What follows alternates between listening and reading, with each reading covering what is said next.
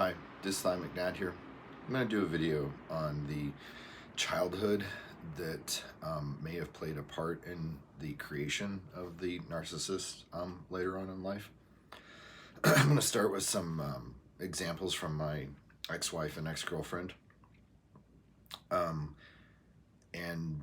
kind of the points that I think are relevant into what kind of helped push them down that path. My ex-wife grew up in a family that was from very poor Midwest background. Just hearing the grandparents talk about their life. No running water, pump, outhouse out on land. Living in a part of the country where the winters were brutal, freezing. A mother with 9-10 children. And, in that environment, there wasn't a lot of time to hug, love, nurture, have, foster emotional growth or anything. It was just like, this is life, let's go. And so her parents grew up in that environment. And so when they themselves had a child, even though the economic situation was much better, where they had this comfortable middle-class life, they didn't have the tools on how to nurture a child emotionally like that. So my ex-wife grew up never really hearing "I love you," never really being touched or hugged, and really never being in an environment where emotions were okay. And she couldn't change herself. I mean, she is who she is. So at least in my ex-wife's case, she grew up being this person who kind of had this confused relationship, because she her feelings were still there, but she had been raised to suppress them and hide them, not acknowledge them, and to some extent even be ashamed of them. And I think that played a large part in her kind of persona as a narcissist after she had her midlife crisis. Very, to some extent, very similar to what happened with my ex-girlfriend, where my ex-girlfriend, she was born to, a poor husband and wife. They had a second daughter about 10 months later. And then after that, ended up divorcing. There was not much financial or financial security or housing security. A lot of staying with relatives, staying at this house. So that insecurity part of life was very present, even practically from birth, from my ex-girlfriend. She, as I mentioned, she had a sister who was 10 months younger than her, and for whatever reason, the parents, as soon as her younger sister was born, shifted their focus to her, which can make sense if you have a newborn, but from how it was recollected to me, that focus never really changed. And so she was always having to just kind of raise herself while the parents focused on the sibling. That said, it's not like there was a lot of love even available. Her parents were Northeast, or East Coast, Southern Baptist, again, kind of a very stoic background, German background. And so my ex-girlfriend was raised in an environment where not only did her parents not have any visible or, real emotion in their personal relationship with their children. They really never said I love you, never hugged them, never really touched them. Additionally, again, it's almost eerie how similar this part is. My ex-girlfriend as a child was very emotional and would cry when she was upset. And not only was her parents neglectful when it came to like her emotional growth or anything like that, they ridiculed and shamed her for crying. And this continued on throughout her childhood. I mean, from what I've heard, it might have even been like, something upsetting might have happened in, say, middle school or high school that, caused her to, tear up and cry, and her parents would make fun of her the same way as they did when she was a toddler or 5 years old. And the flip side is that, naturally my ex-girlfriend had a very loud, boisterous laugh. She was ridiculed for laughing and shamed.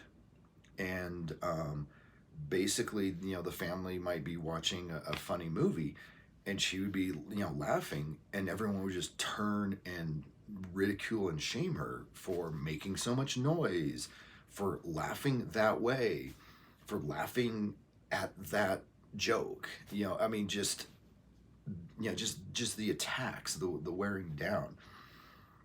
And so, in my ex-girlfriend's case, it was very clear about the, being shamed by the parents, being emotionally neglected, and also not having that security. So there was no security financially, no security as far as like the stability with the housing environment, and not feeling safe to express yourself emotionally on either side of the spectrum.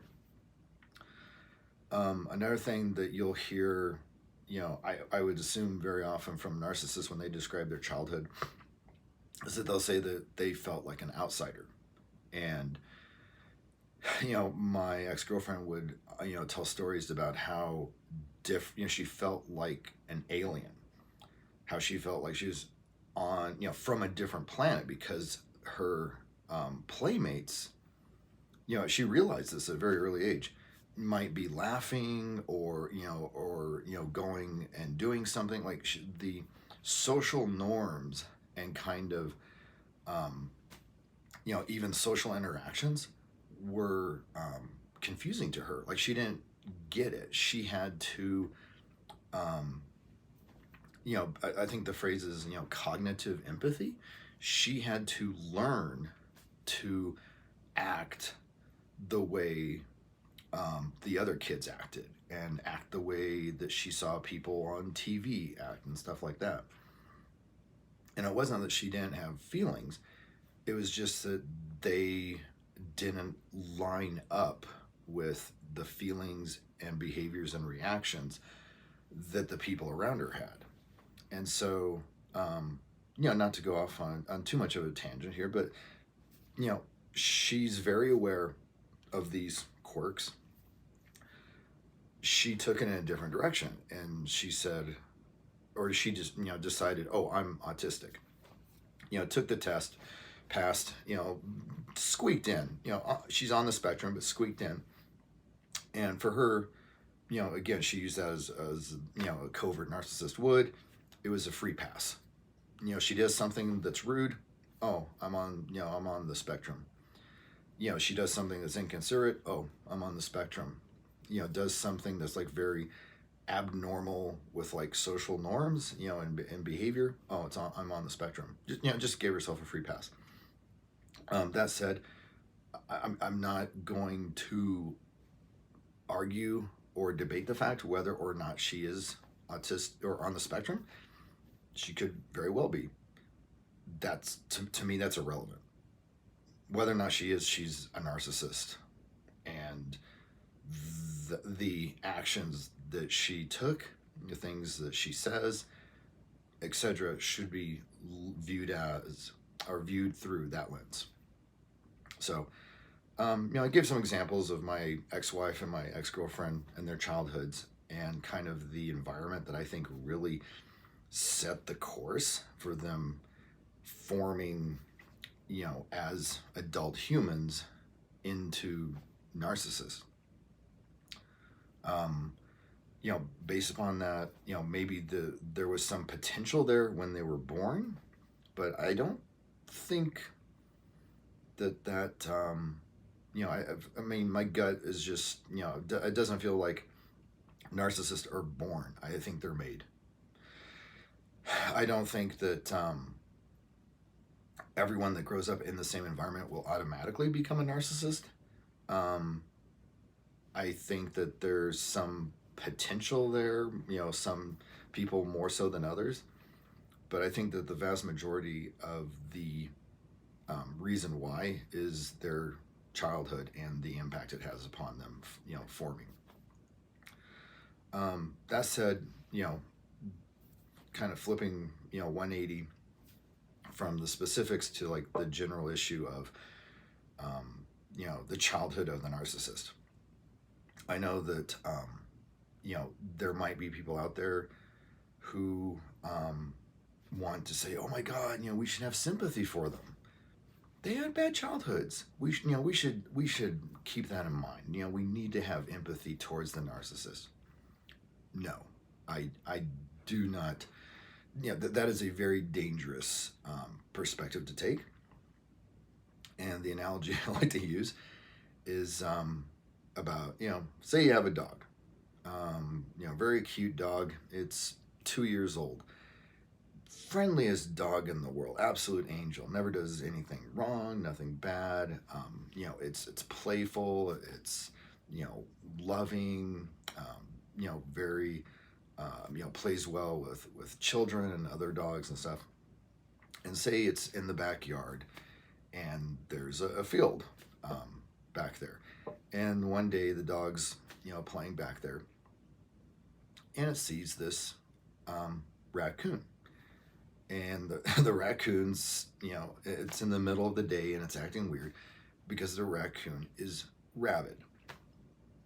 So the dog kind of, hasn't seen the raccoon before and is kind of curious and like, cautiously goes over, and the raccoon is, rabid, and all of a sudden, sprints over and, bites the dog.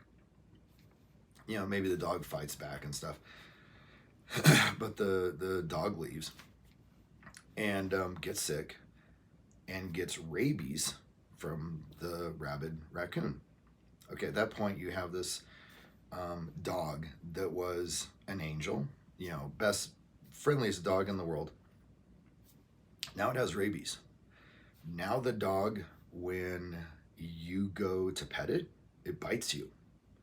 When you go to feed it, sometimes it acts crazy and won't eat. Other times you put food down and it bites you again. You try to sleep, and sometimes it just stays up acting strangely, or it bites your leg while you're sleeping. And there's no cure for rabies. There's no shot or little pills to put up in the dog food or anything like that. If your dog gets bitten and gets rabies, the dog has rabies, period. And to me, that's very close to kind of how I perceive people with narcissism. Is that, yeah, it's very sad that they had that childhood. I have, sympathy, for them. I'm very, sorry that they had to experience that growing up. And, it's very sad. But I'm not dealing with a child. I'm dealing with the adult 25 years later. And that adult, 25 years later, is evil. They're manipulative. They are out to get you. They're vengeful. They lie, even when they don't need to. They are incapable of empathy. So, I mean, and the thing is, like, you can have as much sympathy as you want for the experience they had as a child. It does not change who they are now one bit. And so that's the thing. You just have to separate the two and be like, yeah, I have sympathy for the child that went through that. But this adult, no. I am protecting myself, my family. I am not going to let my sympathy allow them to abuse me. I'm not going to allow my sympathy to make myself a target.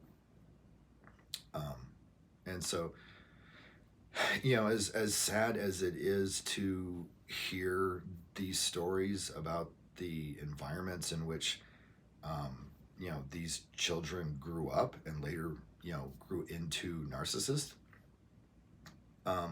we have to remember that's not who we're dealing with now. We're dealing with adults who know right from wrong, and they still choose to do what is in their best interest at that time and moment without, fear or thinking the consequences or of anyone else's, feelings. So I hope this video has been helpful.